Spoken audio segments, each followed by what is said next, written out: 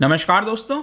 पाकिस्तान के अंदर आप देख रहे होंगे कॉन्स्टिट्यूशनल क्राइसिस आ गया है और इसकी वजह से वहां पर जो अपोजिशन पार्टी है, जो सुप्रीम कोर्ट है, जो मिलिट्री है, हर एक का रोल आपको देखने को मिलेगा। इमरान खान के द्वारा ऐसे स्टेप्स लिए गए हैं जिसको लेकर काफी क्रिटिसिज्म भी हो रहा है। जिस प्रकार से जो कॉन्स्टिट्यूशनल क्राइसिस लाया गया है वो डायरेक्टली इल्जाम यहां पर इमरान खान के ऊपर लगाया जा रहा है। अभी रिसेंटली 2 दिन पहले यहां पर इमरान खान बोल रहे थे my life is in danger और उन्होंने कहा कि आर्मी ने उनको 3 ऑप्शंस दिए हैं। मैं आपको आगे वीडियो में बताऊंगा, लेकिन ये जो भी कुछ हो रहा है इसको लेकर अब डिफेंस एक्सपर्ट कह रहे हैं कि मे भी हो सकता है कि पाकिस्तान के अंदर तख्ता पलट हो जाए अगर वहां पर सिचुएशन सही नहीं होता है। क्योंकि जो पूरा इतिहास रहा है वो मैं आपको बताऊंगा कि मिलिट्री रूल कब कब आया है पाकिस्तान के अंदर, काफी कुछ इस वीडियो में देखेंगे।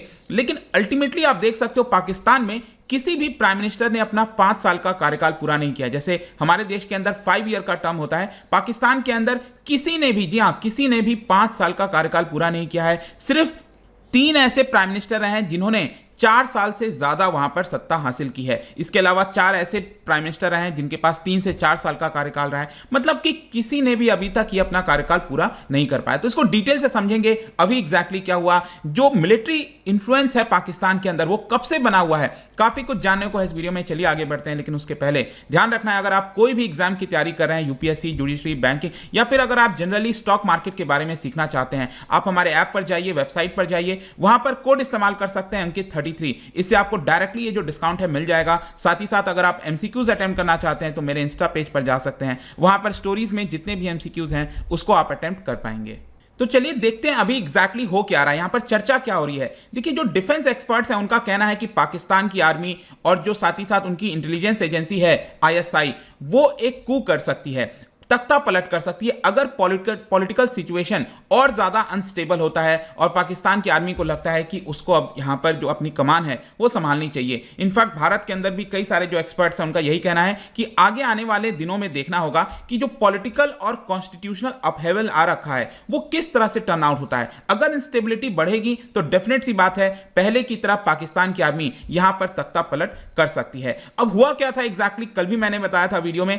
जैसा कि आपको पता है कि पाकिस्तान की जो सरकार है जिसको चलाया जा रहा था इमरान खान की पार्टी पीटीआई के द्वारा, ये आपका माइनॉरिटी में आ चुकी थी। इनके पास 177 सीट्स थे वहां की नेशनल असेंबली में, लेकिन क्योंकि वहां के जो कोएलिशन पार्टनर्स हैं, एमक्यूएम हो गया, कुछ लोगों ने यहां पर अपना सपोर्ट ले लिया था और ये माइनॉरिटी में आ गया था। और इमरान खान को ये अच्छे से पता था। इसको लेकर ये पूरा मामला गया नो कॉन्फिडेंस मोशन पे और कल ही इसको लेकर वोट होना था और सबको पता था कि इमरान खान की सत्ता जो है वो चली जाएगी। लेकिन एक बहुत ही यहां पर चतुराई से आप कह सकते हो कि इमरान खान के द्वारा एक चाल चला गया और ये जो नो कॉन्फिडेंस मोशन लाया गया उसको डिसमिस कर दिया गया वहां के डिप्टी स्पीकर के द्वारा। जी हां, एक तो सबसे बड़ा कल ये प्रश्न ये उठ रहा था कि आखिरकार ये कदम डिप्टी स्पीकर कैसे ले सकते हैं इस तरह का, और कह दिया कि ये जो नो कॉन्फिडेंस मोशन है ये अनकॉन्स्टिट्यूशनल है। और यहां पर जिस आर्टिकल का हवाला दिया गया है, जिस संविधान के आर्टिकल, वो है आर्टिकल नंबर 5। आर्टिकल नंबर 5 में 2 प्रोविजंस हैं। एक तो यह है कि हर एक नागरिक को जो लॉयल्टी है वो पाकिस्तान के प्रति दिखानी होगी और आपको कॉन्स्टिट्यूशन और लॉ पर अवॉइड होना पड़ेगा। मैं यही सोच रहा था इसको पढ़ के कि ये जो डिसीजन लिया गया है डिप्टी स्पीकर के द्वारा कि नो कॉन्फिडेंस मोशन को रिजेक्ट कर देना, वो खुद ही एक प्रकार से कॉन्स्टिट्यूशनल और लॉ को जो है फॉलो नहीं कर रहे हैं और यहां पर वो हवाला दे रहे हैं कि इसी के तहत हमने उसको डिसमिस कर दिया है। तो एक पूरा आप कह सकते हो कॉन्स्टिट्यूशनल क्राइसिस इसी को कहा जाता है। एक टिपिकल एग्जांपल आप देख सकते हैं कि ऑपोजिशन पार्टी कुछ और कह रही है, पाकिस्तान की जो सरकार है वो कुछ और कर रही है। उन्होंने इसको देखते हुए फाइनली क्या किया, इमरान खान ने प्रेसिडेंट को रिकमेंड कर दिया कि आप हाउस को डिसॉल्व कर दीजिए, मतलब ये जो प्रतिनिधि चुन कर आए थे इसको डिसॉल्व कर दीजिए, खत्म कर दीजिए और 90 दिन के अंदर अंदर फ्रेश इलेक्शन कंडक्ट होगा। तो इसका ऑर्डर यहां पर दे दिया गया है। तो ये सब कुछ आगे क्या होगा मैं आपको आगे बताऊंगा वीडियो में, लेकिन यहां पर अब मैं आपको बताता हूं कि क्या ये जो भी कुछ है क्या इसमें आर्मी का हाथ है। क्योंकि इमरान खान के अगर अकॉर्डिंग आप देखोगे तो इसमें आर्मी उनको सपोर्ट शायद कर सकती है। देखो यहां पर क्या हुआ था, अभी 2 दिन पहले इमरान खान ने एक इंटरव्यू में यह कहा कि आर्मी हमसे मिलने आई थी और आर्मी ने मुझे 3 ऑप्शन दिए यहां पर, या तो फ्रेश इलेक्शन कंडक्ट कराओ, या तो स्टेप डाउन हो जाए प्राइम मिनिस्टर पद के पद से, और या फिर जो नो कॉन्फिडेंस मोशन है उसको अलाउ करो, राइट। तो यहां पर इमरान खान ने यह कहा कि मेरे लिए जो सबसे बेस्ट ऑप्शन है वो है अर्ली इलेक्शन कंडक्ट कराना, और यहां पर आप देख सकते हो जो नो ट्रस्ट मोशन है वो उसको फॉलो नहीं करेंगे, ऐसा इमरान खान ऑलरेडी संकेत दे रहे थे इस तरह के, और कुछ वैसा ही हुआ। फाइनली यहां पर जो नो कॉन्फिडेंस मोशन है उसको रिजेक्ट किया गया। लेकिन यहां पर क्वेश्चन ये है कि क्या आर्मी इससे खुश है कि नहीं है। अगर आर्मी खुश है तब तो ठीक है, लेकिन अगर आर्मी इसके खिलाफ है तो डेफिनेट सी बात है आगे चलकर यहां पर आर्मी जो है टेक ओवर कर सकती है चीजों का। ऑल्दो खबर यहां पर यह भी आ रहा था कि इमरान खान आर्मी चीफ बाजवा को यहां पर रिमूव कर सकते हैं, ऐसी खबर आ रही थी। लेकिन इमरान खान ने इंटरव्यू में बोला कि ये सारे एलिगेशंस गलत है, हम कभी भी आर्मी के खिलाफ इस तरह से कदम नहीं लेंगे, जो भी कुछ है। लेकिन यहां पर मैं अब आपको बताता हूं कि पाकिस्तान आर्मी का जो इन्फ्लुएंस है वो पाकिस्तान में पिछले 70 वर्ष से ज्यादा से अभी तक कैसे बना रहा है।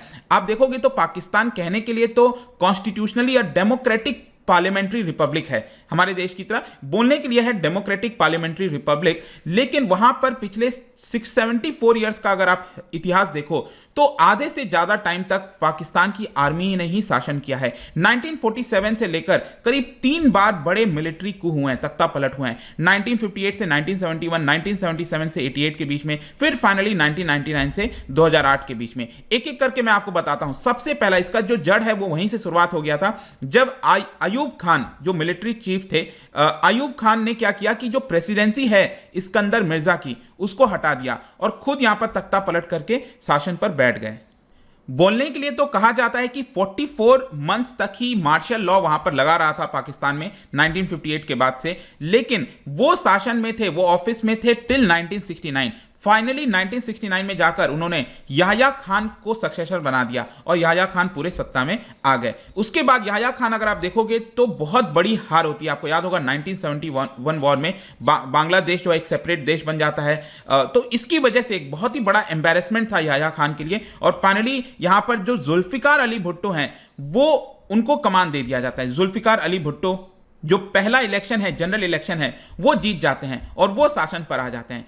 तो ये पहला वाला आपका कू हुआ था, तख्ता पलट। बहुत लंबे समय तक आप सोच के देखिए 1958 से लेकर 1971 तक, ठीक है, करीब करीब 13 साल तक यहां पर पाकिस्तान की आर्मी रूल कर रही थी। और कुछ ही समय के बाद 1971 में यहां पर जुल्फिकार अली भुट्टो बने। कुछ ही समय के बाद 1977 में अगेन आप देख सकते हो जियाउल हक, आपने नाम सुना होगा, उन्होंने यहां पर जो पार्लियामेंट है उसको डिसॉल्व कर दिया और जो जुल्फिकार अली भुट्टो हैं उनको हाउस अरेस्ट कर लिया गया, ठीक है। और फाइनली जियाउल हक अगर आप देखोगे तो 1985 में वो रिजाइन करते हैं और मोहम्मद खान जुनैजो इसको नया प्राइम मिनिस्टर बना देते हैं और खुद यहां पर प्रेसिडेंट बन जाते हैं जनरल जियाउल हक। और फाइनली जियाउल हक की जो मृत्यु है वो भी काफी सस्पिशियस तरीके से हुई थी, प्लेन क्रैश में 1988 में। तो ये दूसरा वाला आपका मिलिट्री कू था। फिर आखिरी और तीसरा, आई एम श्योर कि आप में से ज्यादातर लोग ये काफी फ्रेश है हमारे माइंड में, क्योंकि कारगिल युद्ध के बाद आपको याद होगा यहां पर जो मुशर्रफ हैं, परवेज मुशर्रफ, उन्होंने नवाज शरीफ को हटा दिया, तख्ता पलट कर दिया और फाइनली जाकर 2008 तक वो शासन में बने रहे और आसिफ अली जरदारी फिर नए प्रेसिडेंट बने थे। ये पूरा जो 3 तख्ता पलट है आपको साफ दिखाता है कि बहुत लंबे समय तक पाकिस्तान के अंदर जो आर्मी का इन्फ्लुएंस है वो बना रहा है। और इसीलिए आप देखिए यहां पर जो प्राइम मिनिस्टर जितने हुए हैं किसी ना किसी कारणवश उनको हटाया गया है। एक को असैसिनेट कर दिया गया, सुप्रीम कोर्ट के द्वारा डिस्क्वालीफाई किया गया, 2 को, 4 को हटाया गया बिकॉज ऑफ मार्शल लॉ, ठीक है। तो इस तरह से आपको चीजें पाकिस्तान के अंदर देखने को मिलेगी। अब इन सब चीजों को रोकने के लिए हुआ क्या था कि 2010 में एक कदम लिया गया, 18th कॉन्स्टिट्यूशनल अमेंडमेंट एक्ट लाया गया पाकिस्तान के अंदर, जिसके तहत यह बोल दिया गया कि प्रेसिडेंट के पास जो पावर थी पार्लियामेंट को रिजेक्ट करने का, पार्लियामेंट को डिसॉल्व करने का, उसका जो पावर है वो प्रेसिडेंट से छीना जाता है। मतलब यूनिलैटरली प्रेसिडेंट ऐसा नहीं कर सकते। यहां पर जैसे भारत के अंदर अब प्राइम मिनिस्टर जो है उनके रिकमेंडेशन पर, जैसे आपने देखा कि कल इमरान खान ने यहां पर रिकमेंड कर दिया, तब यहां पर डिसॉल्व किया गया प्रेसिडेंट के द्वारा। तो ये अमेंडमेंट के तहत किया गया था, ये 18th अमेंडमेंट है आपका, राइट। पहले क्या था कि आर्मी के इन्फ्लुएंस में या फिर जैसे भी प्रेसिडेंट जो है वो तुरंत डिसॉल्व कर देते थे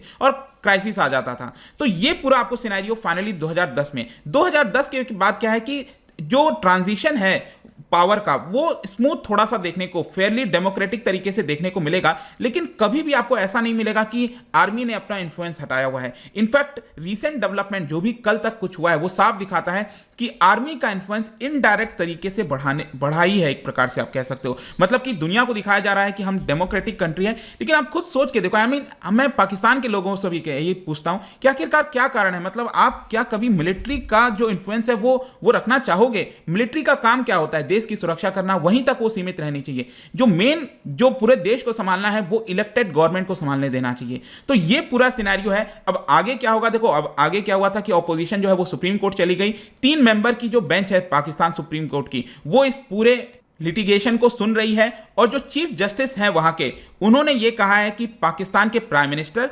पाकिस्तान के प्रेसिडेंट के द्वारा जो भी एक्शन लिया गया है डिसॉल्व करने का, जो भी कुछ लिया गया है, it is subject to court order. तो मोस्ट प्रोबेबली हो सकता है कि आज या कल में, मतलब ये जो पूरी कार्रवाई है वो आज से स्टार्ट होगी सुप्रीम कोर्ट के अंदर, हो सकता है आज कल 2-3 दिन 4 दिन जब भी जो है वो सुप्रीम कोर्ट का डिसीजन आएगा। और मुझे जहां तक लगता है कि यहां पर जो अनकॉन्स्टिट्यूशनल तरीके से कदम लिया गया इमरान खान के द्वारा, उसको सुप्रीम कोर्ट रिजेक्ट करेगी। जो भी कुछ होगा हम देखेंगे यहां पर। लेकिन जाने से पहले एक इंटरेस्टिंग क्वेश्चन आपके लिए, हम मार्शल लॉ की बात कर रहे हैं। क्या आपको पता है कि भारत के संविधान में भी मार्शल लॉ का कॉन्सेप्ट है? क्या बता सकते हो कौन सा आर्टिकल है? It is article 34। लेकिन आपको यह बताना है कि यह हमने बोरो कहां से किया है, कहां से यह बोरो किया गया है भारत के कॉन्स्टिट्यूशन में। इसका राइट आंसर आपको पता ही है, मेरे इंस्टाग्राम पर तो मिलेगा ही। वहां पर अगर आप नहीं हो कोई बात नहीं, टेलीग्राम से भी ले सकते हैं इसका सही उत्तर। मैं कई सारे जो एमसीक्यूज हैं वो यहां पर स्टोरीज में डालता रहता हूं। बाकी अगर आपको पीडीएफ चाहिए तो टेलीग्राम पर आइए, अलग अलग सोशल मीडिया पर भी आप जुड़ पाएंगे। और जैसा मैंने बताया, कोई भी एग्जाम की तैयारी कर रहे हैं आप, simply use this code Ankit 33। I hope कि वीडियो आपको पसंद आया होगा। मिलता हूं आपसे next time. Till then, thank you very much, see you soon.